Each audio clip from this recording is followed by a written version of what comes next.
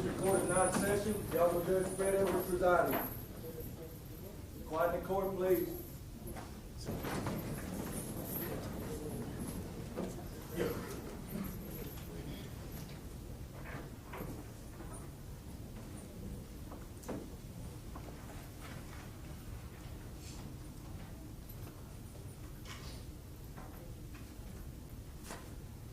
McClain. Defense is present, ready, Your Honor. State's ready, Your Honor. We have filed our motion to notice the state's intent and filed a copy with the clerk and gave the court a courtesy copy as well, requesting that the defendant be admonished as to the penalty of assault. You're up.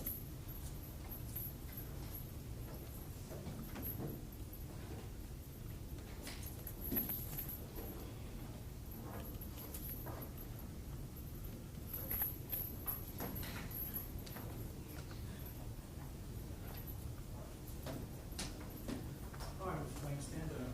Cause number 120400203, State of Texas versus Berna Leanne McClain. You are Berna Leanne McClain, I assume. Ms. McClain, you're been originally charged with capital murder. And the state of Texas has a choice as to whether or not they would seek the death penalty in this capital murder case. They did not seek the death penalty, then if you were convicted, it would be an automatic life sentence.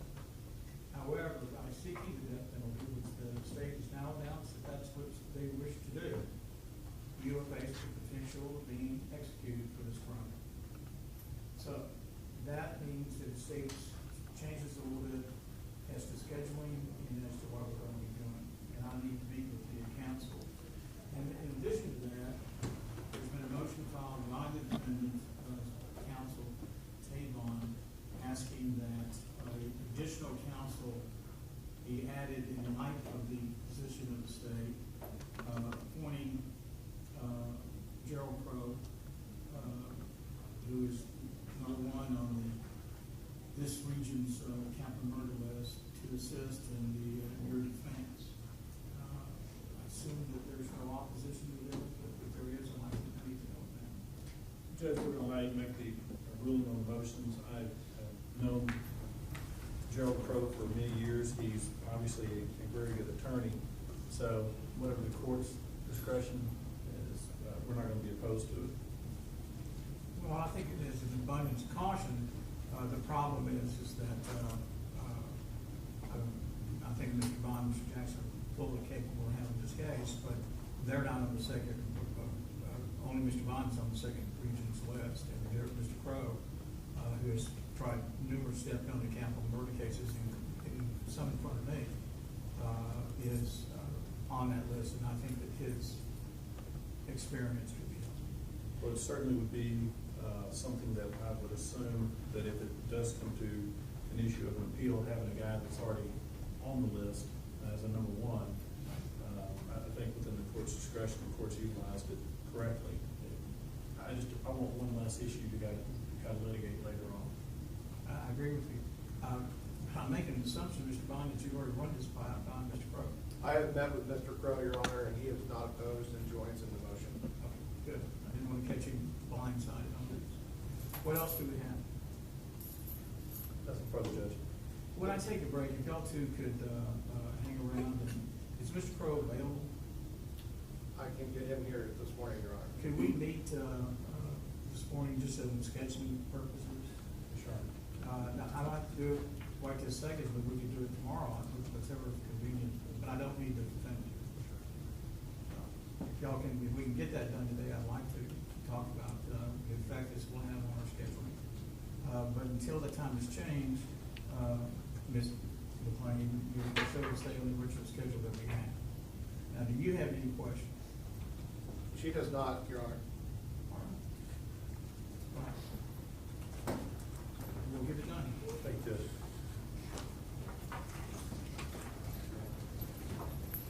Send it back to enforcement.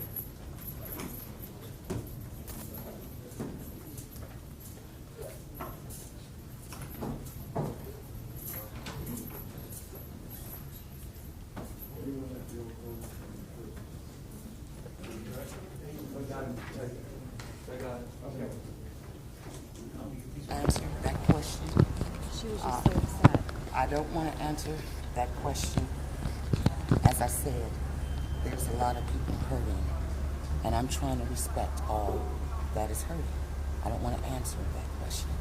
But I want to ask you not to chop up what I've said, not to put your slant or spin on anything that I have said. I am asking state of Texas, the county of Montgomery, to protect my daughter's rights and to give her a fair trial. Thank you. Tell me your name, ma'am.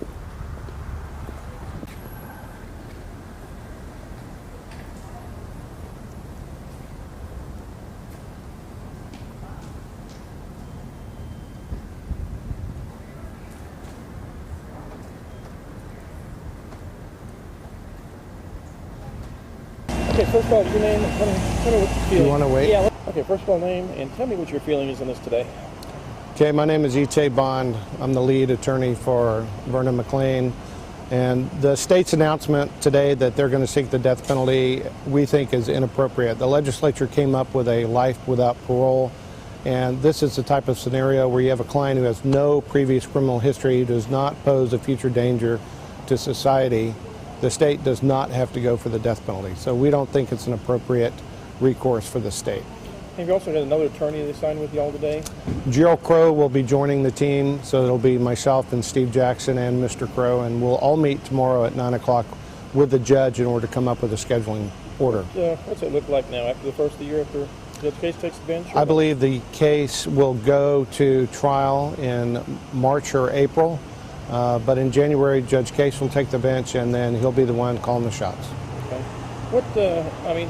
Her attitude now, how does she seem now? To y'all, is she down? She seems to us just as she appears to you in court. She's somewhat catatonic. The only question she was able to answer is what her name was today, and at this point she's not able to be very helpful to us in providing a defense.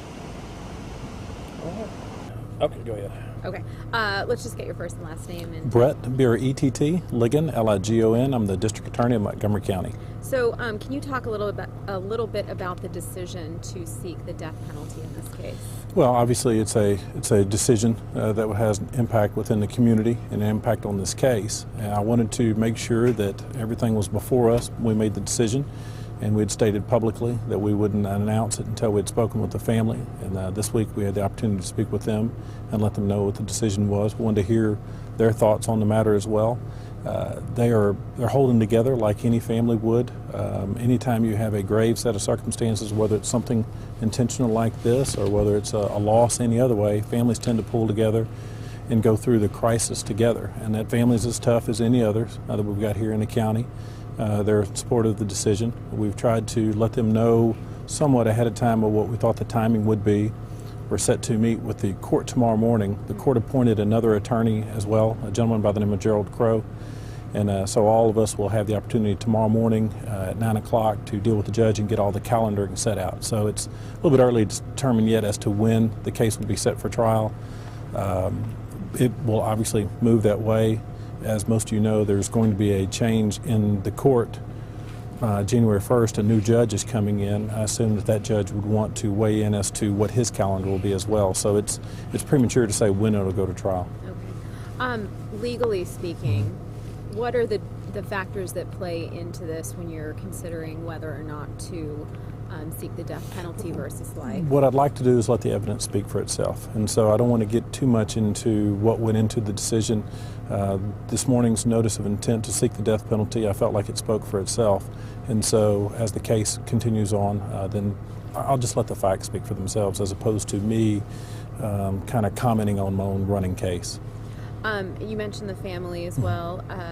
What was their reaction to this? Well, like I've indicated, their reaction is tight-lipped. They're in support of the decision, and I think that they're intent to wait until the case is disposed of before they want to be interviewed in depth with it as well. Everybody understands you don't want Ms. McClain's fair trial opportunity to be prejudiced in any way in trying to tamper with the future jury pool, and so that's why the comments that you'll see from us and for the family, essentially I don't mind bird dogging the law and pointing out the types of things that you may see as far as law is concerned, but we don't want to jeopardize any opportunity for us to be able to try this case here in Montgomery County. I was going to ask if you anticipate any motion for change of venue given the media attention.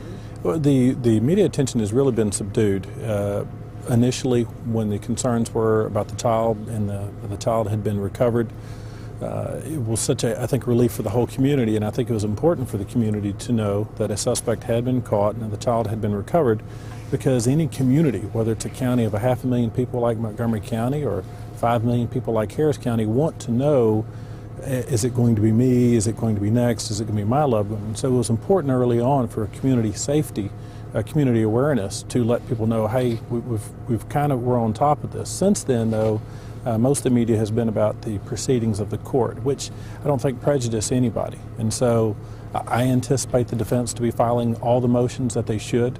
The 3 attorneys that are trying it are very sharp guys, and so they're aware of what their duty is. I would anticipate them to file, a ream of motions covering everything from jury selection to punishment. And so, this would, I'm sure, be one of them. Okay. Was there a motion today? I couldn't hear very well from the back. There were 2 motions today. Okay. One was the state's notice of intent to seek the death penalty, and then there was a request by the defense seeking additional counsel, Okay. and that was granted by the judge, and that was Mr. Gerald Crow. Okay. So that was it. I didn't miss anything. Okay. Yeah. Anything else? That's about it. Anything else you'd like to add? No. Okay. Thank you.